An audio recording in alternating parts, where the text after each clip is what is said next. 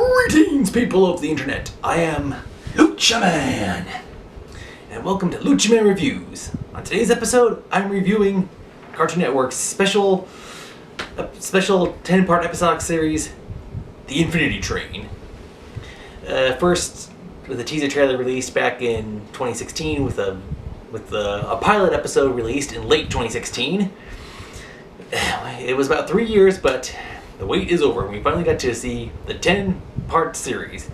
Now, it was a 5-night event, and each episode is like maybe 11 minutes long, so not the full half-hour thing, but 2 episodes back-to-back. Anyway, yeah.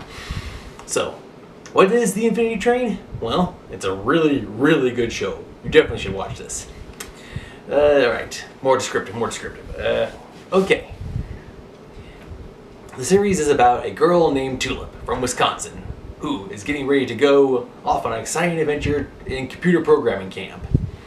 But then things change and she ends up on the Infinity Train, quite possibly the strangest thing we have seen to date. Let's see, how do I describe the show? In a way, think of it, follow me with this, it almost reminds you a little bit of like The Wizard of Oz or Alice in Wonderland of sorts. Well, yeah, so the main protagonist has something happened in the real world, and now they're in this Infinity Train where it's...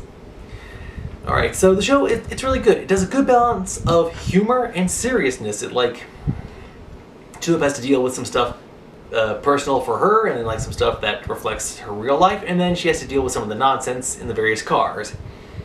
The cool thing is that the third episode of the series is actually... It's like a roughly 90%, give or take, amalgamation of the pilot episode.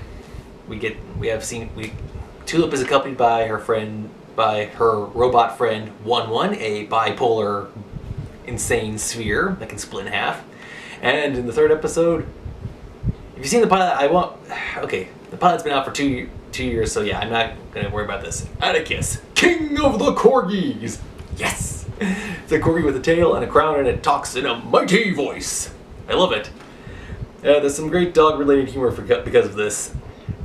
So it's really good. Tulip just trying to find a way to get off the train. She's trying to find a way to get home. And like I said, it's a good balance between, they have some humor stuff and serious stuff, like stuff that you deal with like as a kid in the real world as an actual person. And there are some moments where it does get a little dark, but it's a good show. I do have a few issues with this. Like, for starters, the fact that the pilot came out in 2016 and it took us 3 years to actually get the blasted show, that I have an issue with. Secondly, all 10 episodes were aired in 5 days, so like back to back. We didn't really get like a full season. And this is like, I feel like Cartoon Network pulled it's kind of like what they did with Over the Garden Wall and with Summer Camp Island. Now, the difference being Over the Garden Wall, they only did 1 season of that. It was a self-contained story. I like that. And for Summer Camp Island, I feel I like it. We finished season 2. So, and now at the end, we are going to get a second season of Infinity Train. Thank goodness. Now, okay, it's like, so what? This is going to be like a once-a-year thing. We get the 10 episodes, and then it's silent for a year, and then we get another 10 episodes. And I'm not going to spoil it too much, but after how things ended with the first series, they need to make sure to do a couple of changes for the next one, because we can't constantly rely on the same characters. Now, the cool thing is about the Infinity Train, it was a very good story. It was very character-focused in character development and story and plot. And I guess another issue I have is how we saw... Like, here's what, Tulip, she interacts with some of the cars, either as for that episode, or she runs through the car. And then there was like a couple of episodes where we only got to see a partial interaction with some cars. There was like one that was like set in this somewhat like in another country, and then there's one that was a giant crossword. I'm not going to be spoiling too much. It's like, okay, seriously, why couldn't we've had more episodes? Why only 10? Especially given how short they were. Couldn't we have had more? Couldn't we have seen more cars? Seems how she's... Yeah, it's kind of like, okay, you figure it took them this long. So I love the show. It is great. It is near perfect, aside from a few things like production and whatnot, so I would highly recommend it. Best part is, I think the voice actors from the pilot, I think that everyone reprised the role. It is a great show. If you haven't seen it, I highly recommend check it out. It should probably still be on the Cartoon Network app or on-demand services.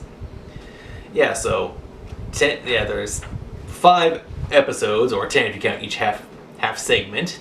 It's really good story. Great character development. Great. Oh man. Okay, so the characters themselves, some of them are kind of simple, like Adventure Time stuff. There's some characters that are a little more complex in design and in character development. And oh man, the landscapes, the backgrounds, the locations, amazing. It's just like, wow. And still, like I said, it's really cool how they found a way to incorporate the pilot episode into the actual series. It's almost shot for shot. They took some stuff out, they put some new stuff in, audio, visual. It is just really great. Yeah, so loved Infinity Train. It was super awesome. And now I just want more. And you should want more too. Check it out. You'll see it, you'll like it, you'll love it, you'll want more of it. So I give Infinity Train a 9.5 out of 10. The factors being how took so long to get here, and the lack of episodes and other stuff, blah blah blah. Okay, well that's all the time we have for this episode. Thank you for watching. Until next time, this has been Lucha Man for Lucha Man Review, saying thank you for watching, and as always, have a nice day.